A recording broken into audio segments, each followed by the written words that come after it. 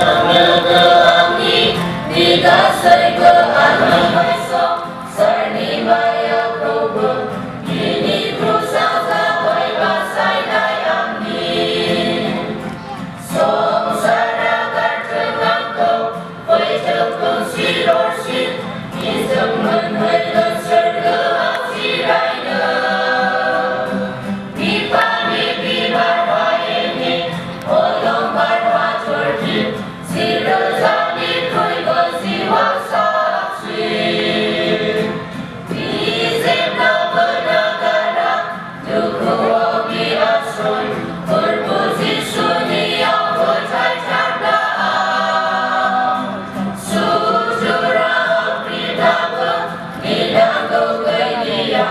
Ghiền Mì Gõ